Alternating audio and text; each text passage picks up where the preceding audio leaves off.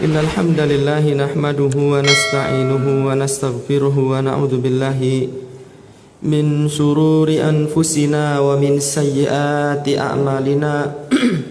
Man yahdihillahu fala mudilla lah wa man yudlil fala hadiyalah.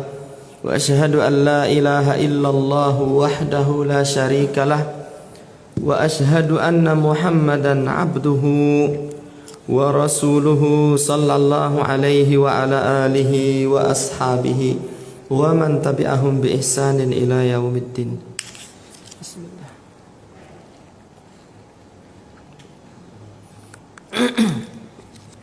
Kaum muslimin rahimani wa rahimakumullah wa a'azakumullah.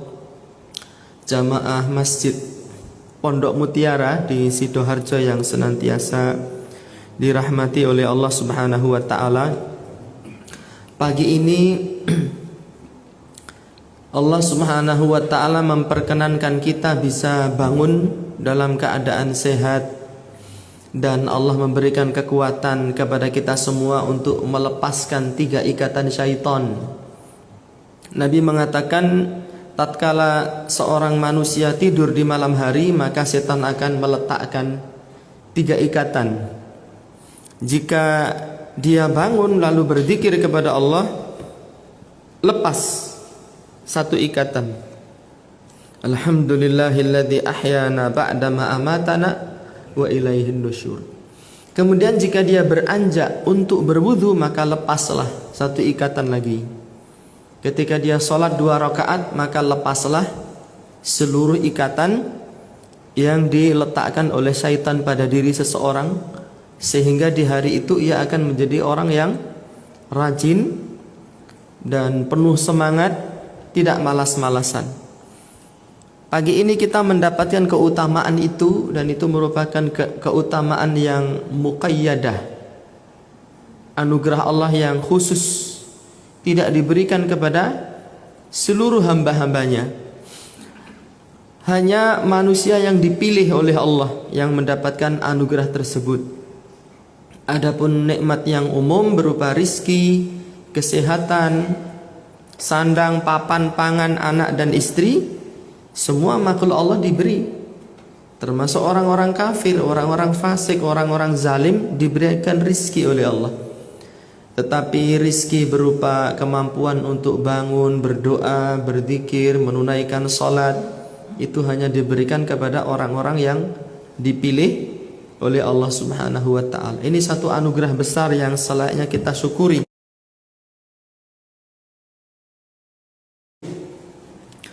Dalam riwayat yang lain Nabi mengatakan, man asbaha ahadun minkum fi sirbihi, man asbaha ahadun minkum mu'afan aminan fi sirbihi, barang siapa salah seorang dari kalian itu bangun dalam keadaan aman di rumahnya, mu'afan fi jasadihi, dan dia diberikan kesehatan, wa indahu qutu yaumihi, dan diberikan jatah rizki, bukan jatah rizki, jatah makan 1 hari itu, faka'annama hizat lahud dunya, seolah-olah dia diberikan dunia dengan seluruh isinya. Bangun dalam keadaan aman, tidak dikejar musuh, kemudian sehat, tidak sedang sakit, kemudian memiliki jatah makan 1 hari. Orang seperti ini, kata Nabi, seperti orang yang diberikan kenikmatan sebesar dunia dengan seluruh isinya. Dan pagi ini kita sudah berada di bulan Sya'ban. Al-Hafidh Ibnu Rajab Al-Hambali menuliskan beberapa bait syair di dalam kitab Lataiful Ma'arif, memberikan peringatan dan nasihat kepada kita semua. Ya dzalladzi ma kafahu dzambu fi rajabin hatta asa rabbahu fi syahri sya'bani, laqad adhallaka syahrus shaumi ba'dahuma fala tusayyirhu aidan syahra isyani. Utlul Qur'ana wa sabbih fihi mujtahida fa innahu syahru tasbihin wa qur'ani. Kam kunta ta'rif mimman shama fi salafin min baini ahlin wa jiranin wa ikhwani, afnahumul mautu wastabqaka ba'dahum hayyan fama aqrabal qasi minad dani. Wahai orang-orang yang belum merasa kenyang berbuat dosa di bulan Rajab, hatta asa rabbahu fi syahri sya'bani, sampai ia tega hati mendurhakai Allah di bulan Sya'ban. Bulan Rajab dia belum merasa puas melakukan kemaksiatan, di bulan Sya'ban pun dia masih ingin melakukan kemaksiatan lagi. Laqad adzallaka syahru shaumi ba'dahuma, sungguh akan datang bulan Ramadan setelah berlalunya 2 bulan ini. Fala tusayyirhu aidan syahra isyani, janganlah engkau menjadikan Ramadan sebagai bulan yang penuh dengan kubangan maksiat. Utlul Qur'ana wasabbih fihi mujtahida, bacalah Al-Quran dan berzikirlah kepada Allah dengan sungguh-sungguh. Nanti kita akan sampaikan keutamaan membaca Al-Quran dan berzikir kepada Allah. Fa innahu syahru tasbihin wa qur'ani, karena ia merupakan bulan untuk mensucikan Allah, untuk membaca tasbih, berzikir kepada Allah, dan bulan untuk membaca Al-Quran. Kam kunta ta'rif mimman shoma fi salafin, betapa banyak orang yang engkau ketahui dia melakukan puasa di waktu yang lalu. Min baini ahlin wa jiranin wa ikhwani, apakah itu tetangga kita, apakah saudara kita, ya, atau karib kerabat kita. Kemarin Ramadan masih melakukan puasa bersama kita. Afnahumul mautu, tapi hari ini mereka sudah dilenyapkan oleh kematian. Mereka sudah dimusnahkan oleh kematian. Wastabqaka ba'dahum hayyan, dan mereka meninggalkan engkau hidup seorang diri. Fama aqrabal qasi minad dani, alangkah dekatnya kematian itu yang disangka orang jauh. Pada beberapa waktu yang lalu saya ada pengajian 3 hari atau 5 hari sebelum Ramadan tentang targhib Ramadan. Kemudian di pengajian itu saya berbicara bahwa kita tidak tahu sampai di mana usia kita. Bisa jadi sebelum Ramadan ini kita meninggal dunia. Dan pengajian pun selesai, saya pulang dikabari bahwa salah satu takmir masjid yang membuatkan teh ini, waktu itu ya, yang membuatkan teh itu meninggal dunia. Ini yang buat teh siapa ini? Padahal hanya tinggal 3 hari saja. Benar-benar kematian yang mengagetkan. Ada nggak orang mendengarkan pengajian meninggal dunia? Banyak. Yang jarang orang menyampaikan pengajian meninggal itu jarang. Seringnya orang mendengar pengajian meninggal. Banyak tetangga kita, saudara kita, kawan kita melakukan taraweh bersama kita di Ramadan tahun lalu, tapi tahun ini sudah tidak ada. Dan kematian itu merupakan misteri ya. Ada anak kecil mati, ada pemuda mati, ada orang tua mati, ada orang tua tidak mati-mati. Ada yang sudah sakit tidak mati-mati. Ada yang sehat, atlet olahraga berdiri di tengah lapangan tahu-tahu meninggal dunia. Wa kam min sahihin mata min ghairi illatin, betapa banyak orang yang sehat mati tanpa ada sebab yang diketahui. Kaum muslimin rahimani wa rahimakumullah wa a'azakumullah. Dan sebaik-baik bekal untuk menghadapi kematian adalah amal ibadah, ketakwaan kita kepada Allah Subhanahu wa ta'ala. Tazawwad minat taqwa fa innaka la tadri, berbekallah kalian dengan ketakwaan karena kalian tidak tahu. Idza jannal lailu hal ta'ishu ilal fajri, jika malam sudah beranjak apakah engkau masih bisa menatap mentari di esok hari. Wa kam min arusin zuyyinat li zawjiha, betapa banyak pengantin wanita yang dirias untuk dipersembahkan bagi suaminya. Wa qad qubidat arwahuha lailatal fajri, tapi di pagi hari nyawanya sudah dicabut oleh Allah. Ada tetangga saya tahun 2006 ketika gempa Jogja dan Jawa Tengah itu, malam hari dia jadi pengantin, malam harinya resepsi pernikahan, pagi hari gempa, dua-duanya meninggal dunia. Wa kam min mauludin yurtajatu lu umrihimu dan betapa banyak bayi-bayi yang lahir diharapkan panjang usianya, waqad udkhilat ajsaduhum zulmatal qabri. Tapi tatkala lahir, bayi ini langsung dimasukkan ke dalam gelapnya lubang kuburan. Ada janin mati di perut ibunya? Ada. Tazawwad minat taqwa fa innaka la tadri. Berbekalah dengan ketakwaan karena engkau tidak tahu. Nah, kesempatan kita untuk beramal ini sedikit. A'maru ummati, kata Nabi, usia umatku ma baina sittina wa sab'in. Berkisar antara 60 sampai 70. Dan sedikit sekali yang mampu melewati usia itu. Tapi umatnya Nabi Nuh dikabarkan oleh para ulama konon berdakwah sampai 900 tahun. Ada yang mengatakan 950, dan mengatakan 1000, ada yang mengatakan 1050. Usia kita sedikit. Tetapi kita ini adalah pengikut Nabi yang istimewa. Allah Subhanahu wa taala memberikan banyak keutamaan kepada kita. Dengan waktu yang sedikit, dengan modal yang sedikit, kita bisa meraih pahala yang melimpah ruah.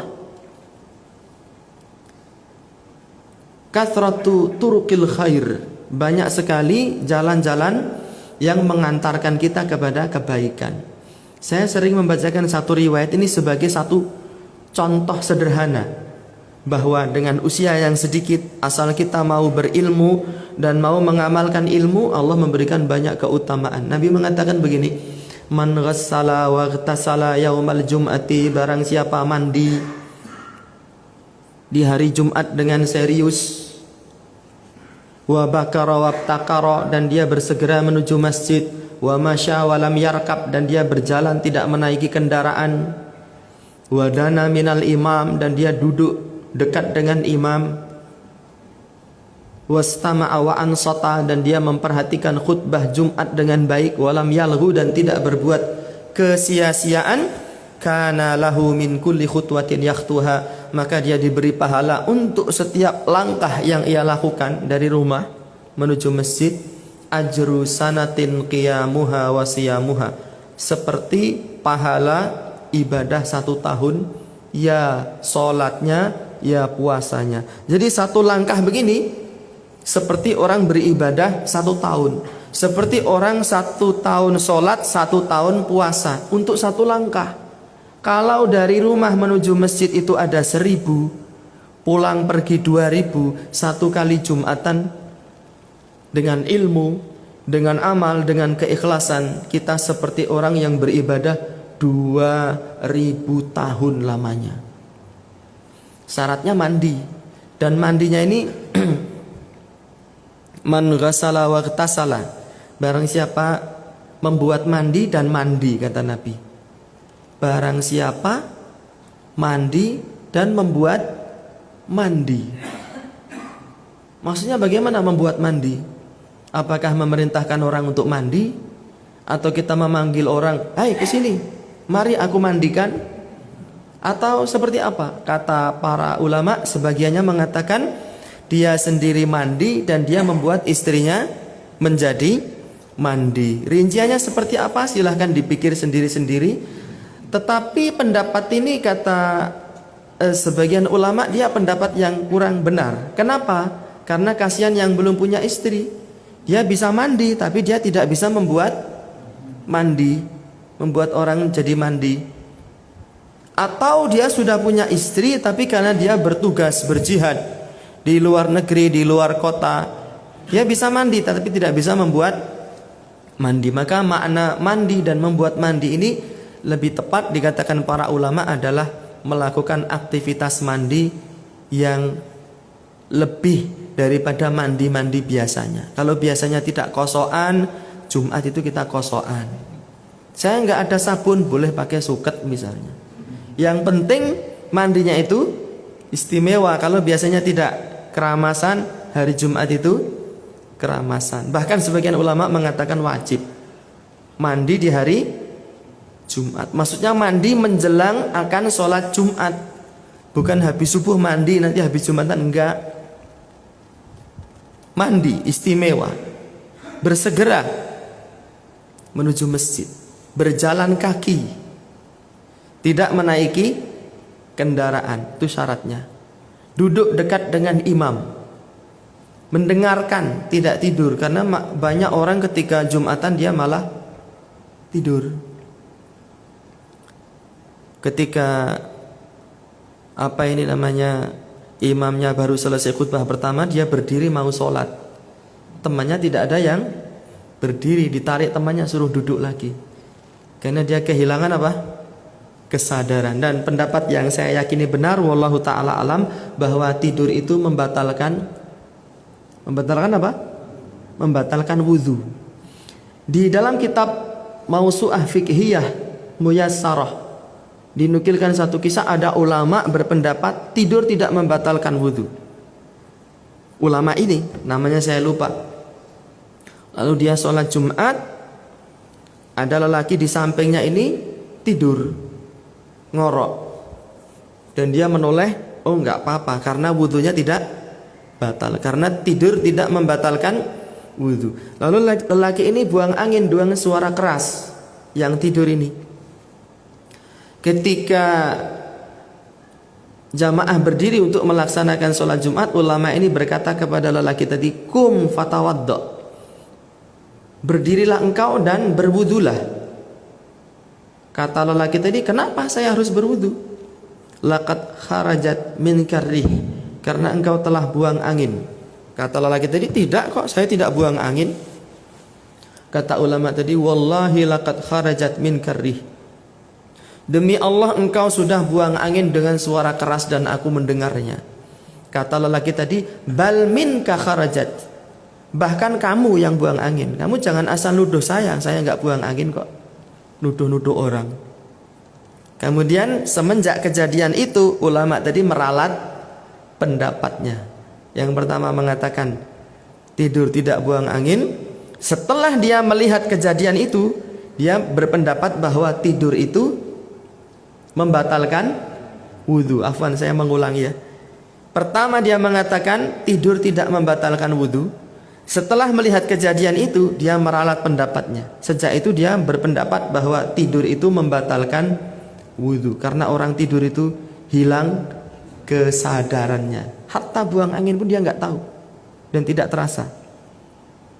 Benar apa tidak kira-kira? Kira-kira seperti itu.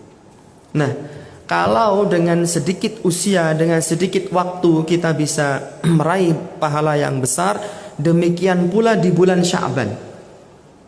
Apa sebabnya nanti kita sampaikan. Namun yang pertama kita mengetahui dulu apa makna dari Sya'ban. Kata Allah, inna khalaqnakum min dzakarin wa untha wa syu'uban wa qabaila.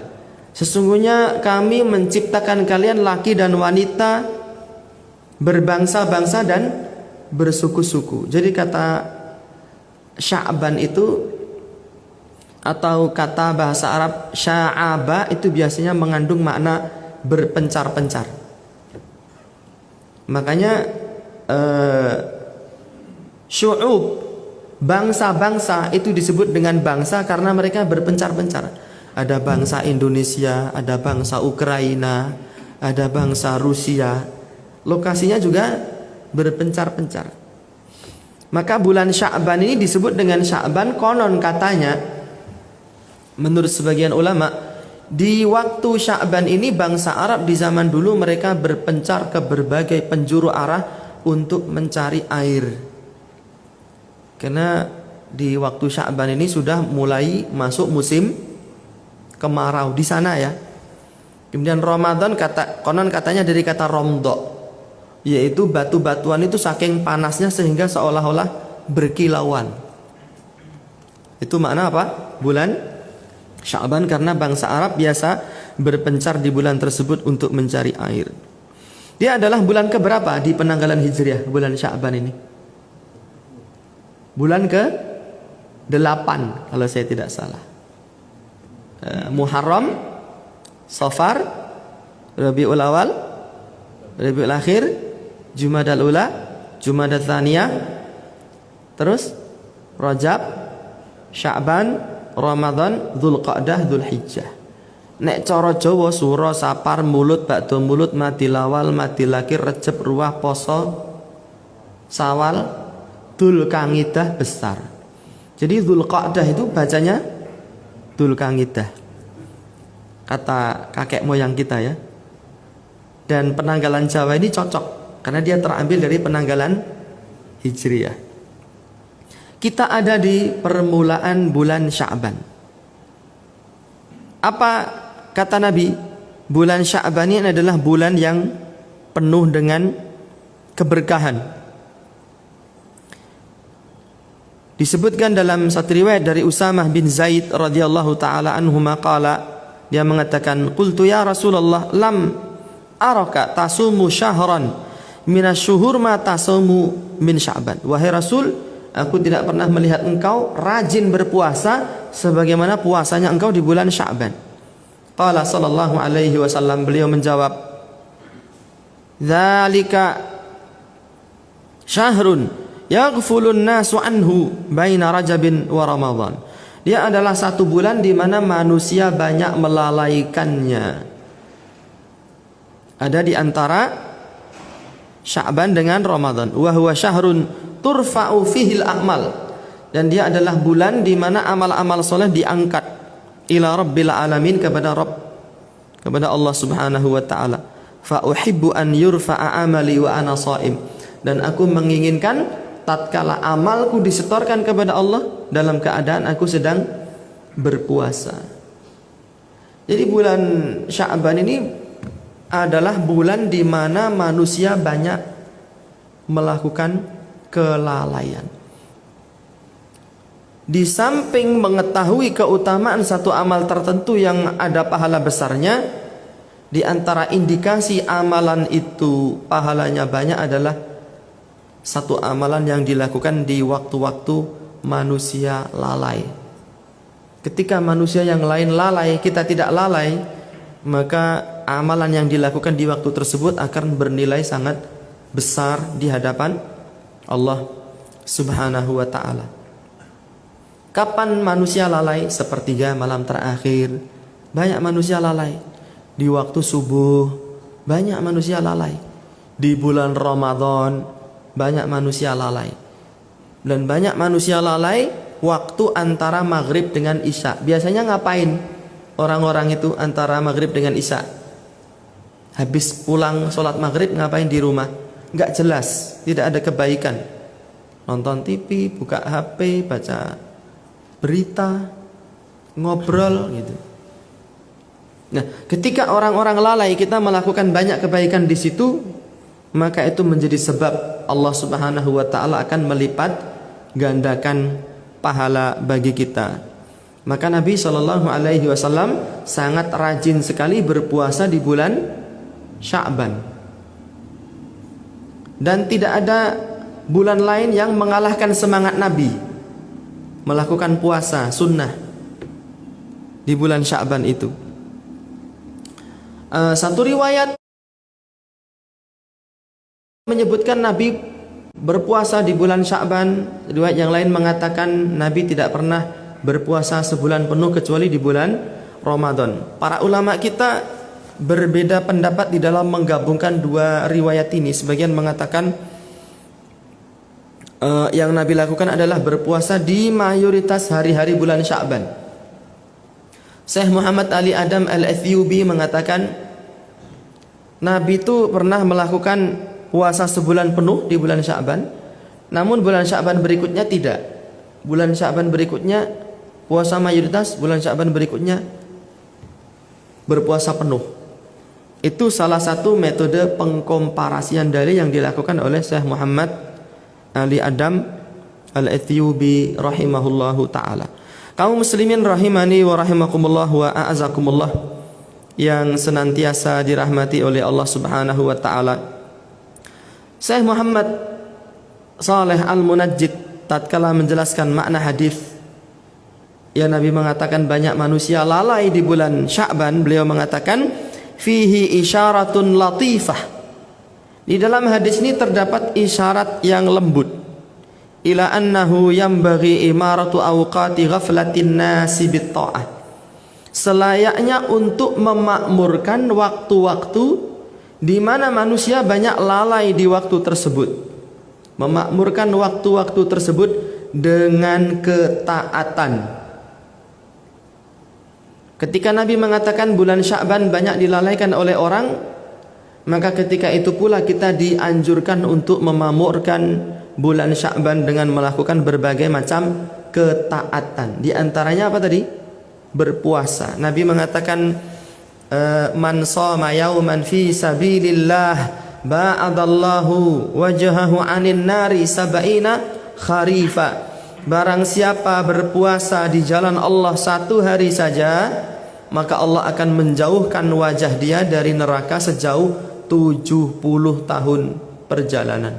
Satu hari melakukan puasa di jalan Allah, maka Allah menjauhkan wajah kita dari neraka sejauh 70 tahun perjalanan. Dan Nabi termasuk ya yang paling bersemangat melakukan ibadah puasa di bulan Sya'ban. Kemudian yang lebih wajib dari itu semua adalah mengqadha puasa yang kita tinggalkan dulu. Barangkali Ramadan kemarin ada yang kena corona sehingga dia tidak bisa berpuasa. Kesempatan terakhir untuk membayar hutang puasa kita itu ada di bulan Sya'ban. Tidak boleh ditunda-tunda. Setelah Ramadan, 1 tahun datang Ramadan lagi, sampai datang Ramadan itu kita masih belum membayar hutang. Ini tidak boleh dilakukan. Kesempatan ada di bulan Sya'ban. Kalau ternyata setelah datang Ramadan kedua dia belum membayar hutangnya, para ulama berbeda pendapat. Sebagian mengatakan dia mengqadha, kemudian ditambah membayar kafarah, dan pendapat yang rajih wallahu taala alam, dia cukup mengqadha saja tanpa melakukan apapun dan bertaubat dari perbuatannya menunda-nunda melakukan qadha puasa Ramadan. Karena qadha itu wajib, sedangkan puasa di bulan Sya'ban hukumnya sunnah saja, maka yang wajib harus lebih didahulukan daripada yang sunnah.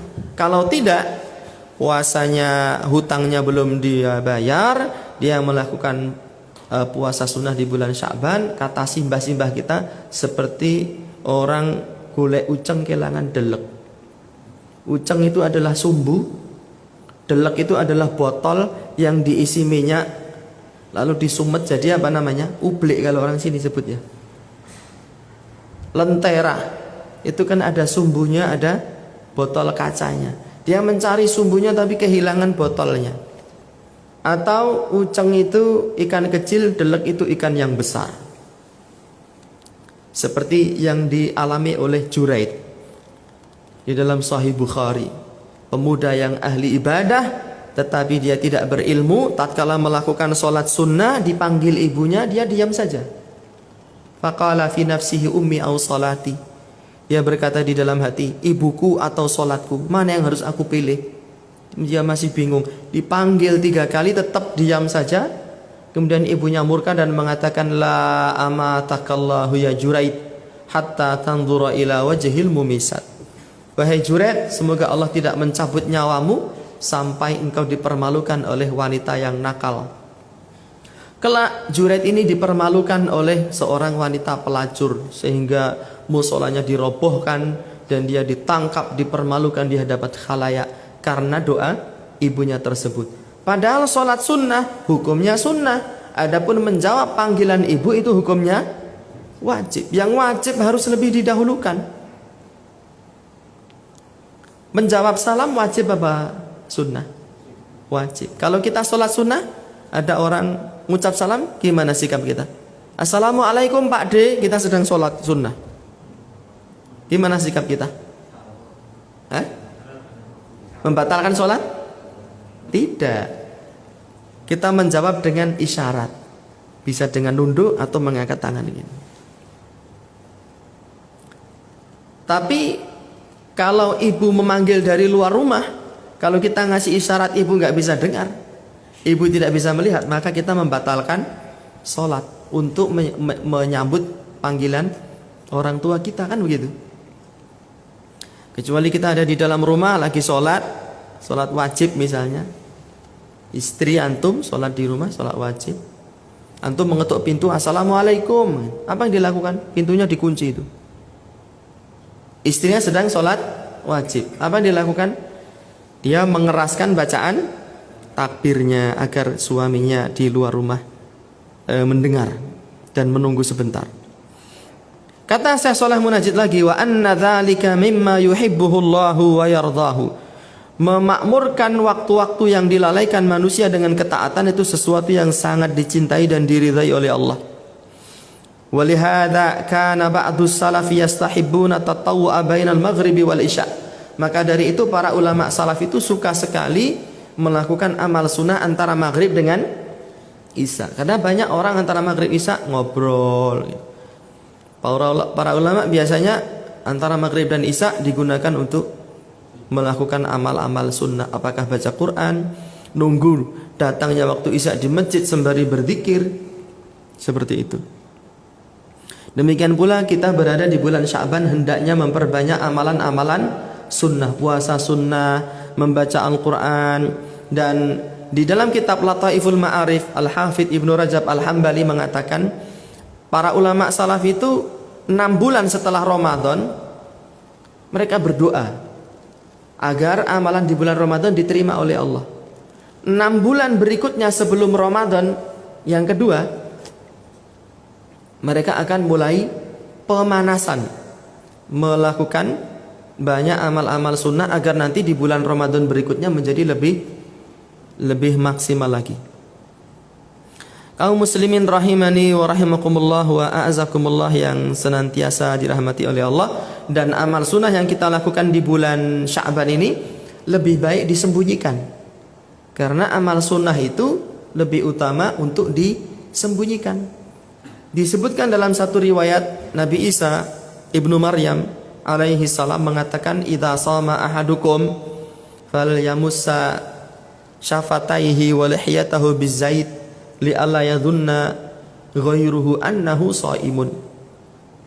Jika salah seorang dari kalian berpuasa sunnah, maka usaplah bibirnya dan jenggotnya dengan minyak, agar orang lain tidak tahu kalau dia sedang melaksanakan puasa. Mbah Mitra kok lambene klimis bar mangan tahu susur limo gitu misalnya, berarti tidak sedang berpuasa, padahal aslinya puasa. Tapi mengusap minyak ini sekedarnya ya, ojo kelomoh kayak terus dikelamuti, nanti malah batal puasanya.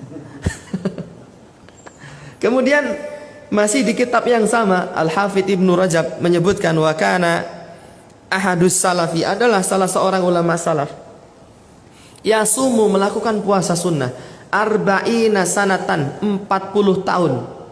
Tidak ada yang tahu, keluarganya tidak tahu.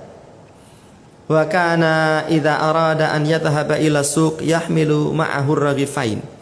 Dia itu kalau ingin pergi ke pasar, dia membawa 2 lembar roti, kemudian disedekahkan di perjalanan. Fayadhunnu ahluhu annahu akala fis suq.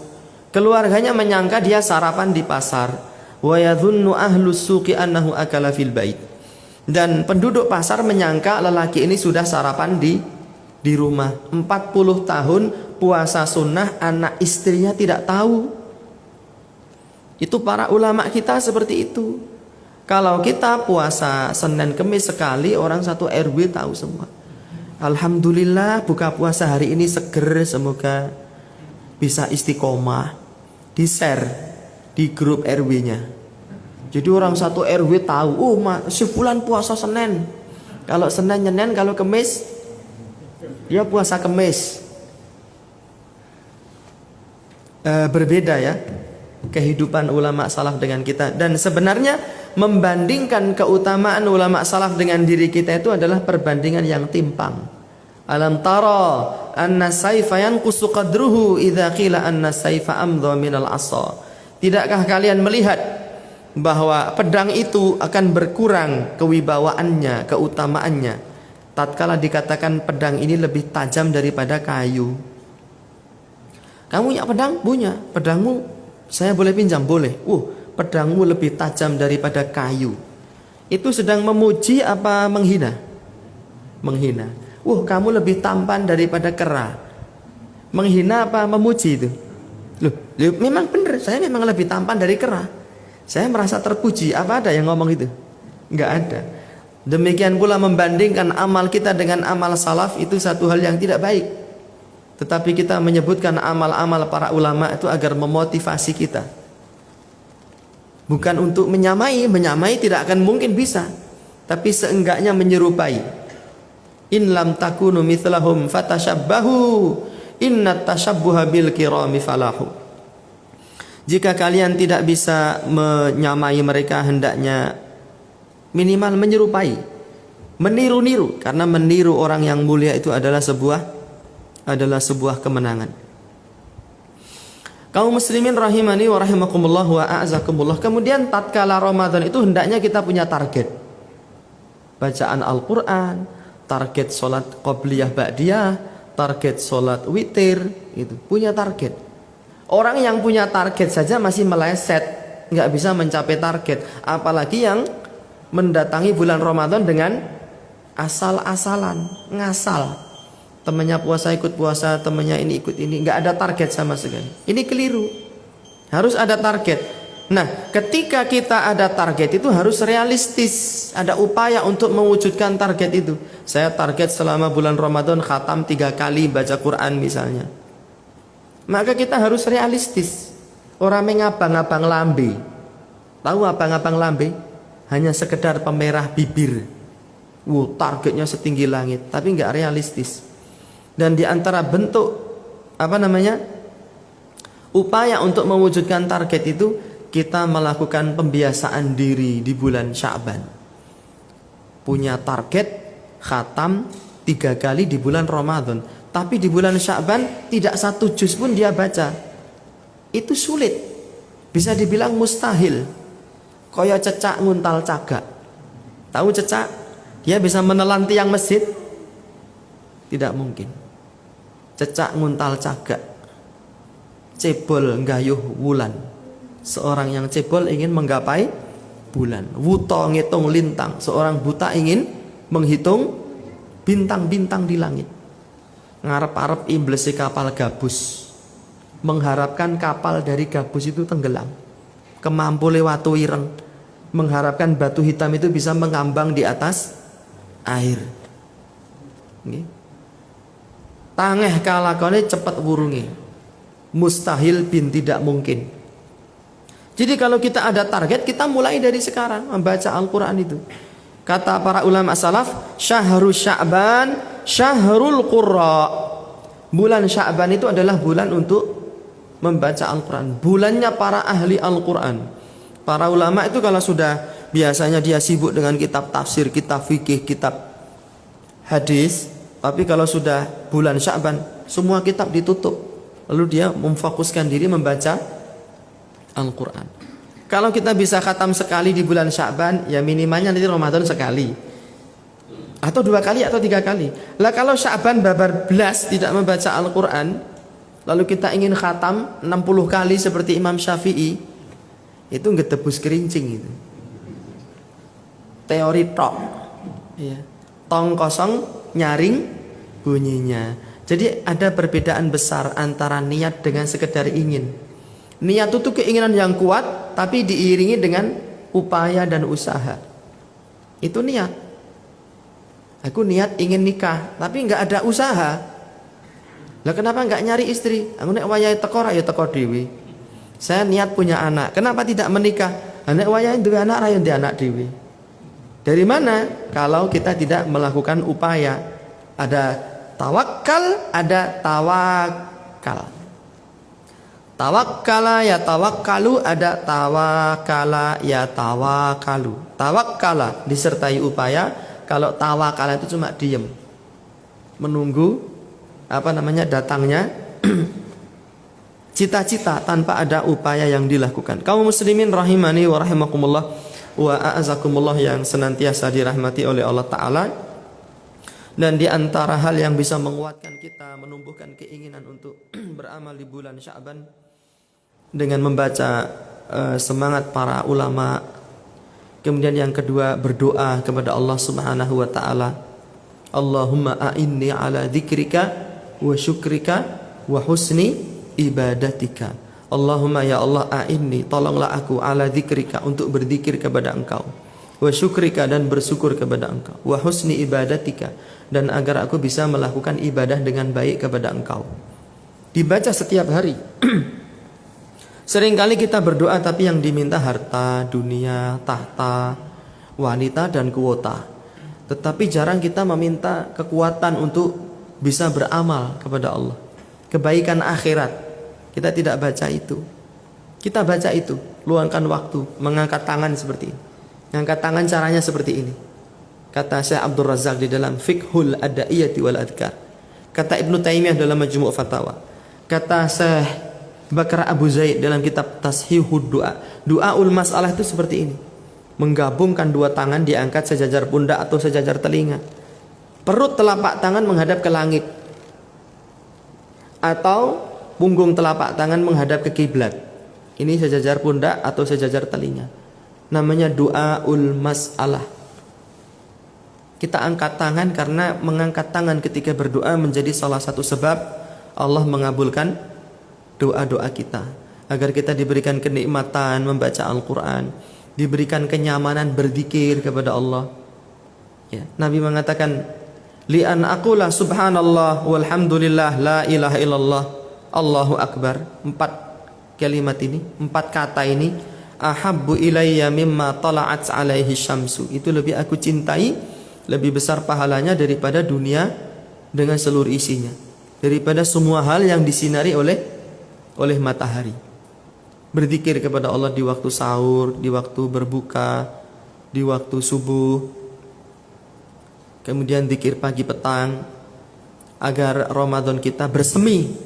Dan Ramadan tidak akan bersemi kalau Sya'ban kita tidak bersemi. Mumpung kita masih ada di awal-awal Sya'ban, mari kita saling menasihati satu sama lain, mengingatkan anak dan istri, kawan, karib, kerabat, sahabat, untuk memulai melakukan amalan-amalan sunnah, membaca Al-Quran, berzikir kepada Allah, dan mendawamkan sholat sunnah. Kalau sebelumnya rawatib, qobliyah, ba'diyahnya tidak kita lakukan itu, supaya nanti di bulan Ramadan kita sudah terbiasa dan tidak kesulitan lagi. Tapi kalau baru timbul bulan Ramadan, awalnya semangat, nanti tengahnya melempem lagi. Akhir Ramadan sudah sibuk belanja sana, belanja sini, mikir oleh-oleh, makanan hari raya, dan seterusnya dan seterusnya. Dan paling bagus ikut iktikaf. Iktikaf itu pernah ada perdebatan orang kafir sama orang Islam. Kalian orang Islam itu jiwanya dipenuhi dengan dunia, kalau kami kan tidak. Kami ada semedi, kami ada topo broto, kami ada tokoh-tokoh agama kami tidak menikah, meninggalkan keduniaan. Ya. Apa jawabnya? Kita juga ada yang semisal dengan itu, yaitu iktikaf. Itu membersihkan jiwa kita. Kecintaan yang berlebih terhadap dunia, yuhibbunal mala hubban jamma. Ingin kumpul dengan anak dan keluarga. Biasanya kalau akhir Ramadan itu kerabatnya pada pulang. Sudah isinya bercanda, makan, minum, Al-Qur'annya nggak dibaca lagi. Sulit itu kita kalau sudah kumpul sama keluarga besar yang lama nggak ketemu. Caranya supaya fokus apa? Iktikaf, menepi, mengasingkan diri di masjid. Kalau nang masjid ngomai gur disusul bojone wae golek masjid sing adoh. Iktikaf bojone nusul wae.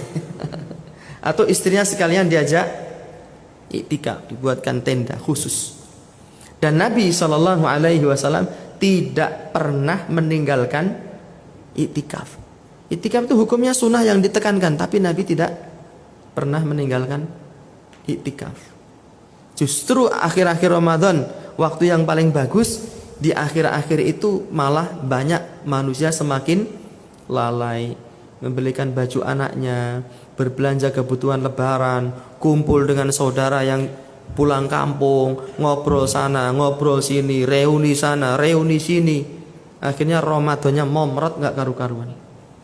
Ya, maka butuh perencanaan dari sekarang, ditulis kalau perlu. Ramadan ini bangun tidur saya harus begini. Baca doa bangun tidur.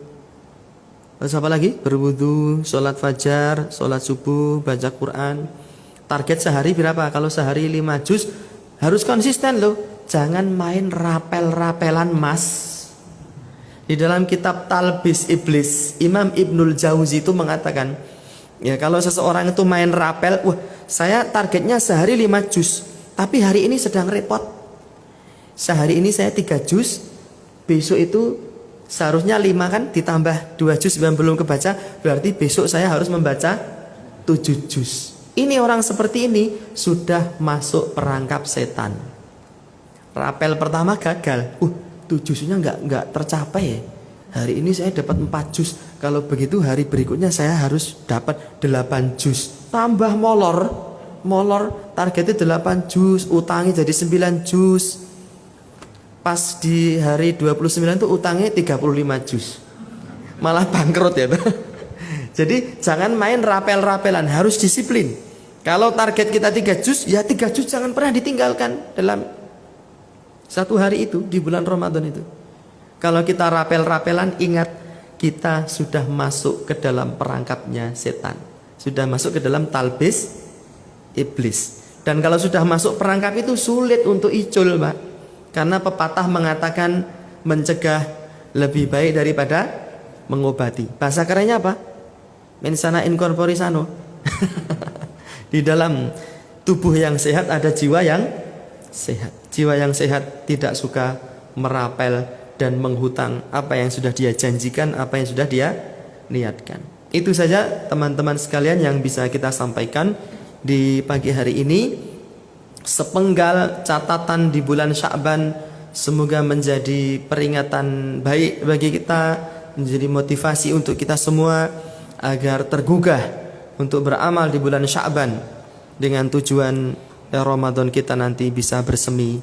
Dan kalaupun kita tidak sampai Ramadan, minimal kita sudah punya cicilan. Tapi kalau kita nunggu Ramadan, ya kalau usianya sampai. Kalau tidak sampai, penyesalan itu tidak ada obatnya. Karena penyesalan itu mesti adanya di belakang. Wallahu ta'ala alam bisawab. Jazakumullahu khairan. Saya ucapkan kepada takmir dan pengurus masjid Pondok Mutiara di Sidoarjo yang memberi kesempatan kami untuk menyampaikan beberapa hal yang sudah kami sampaikan. Semoga Allah Subhanahu wa taala membalas antum semua dengan kebaikan. Mohon maaf jika ada salah kata, hal-hal yang kurang berkenan. Wa sallallahu ala nabiyyina Muhammadin wa alihi wa sahbihi wa sallam wa akhiru da'wana alhamdulillahi rabbil alamin. Wassalamu alaikum warahmatullahi wabarakatuh.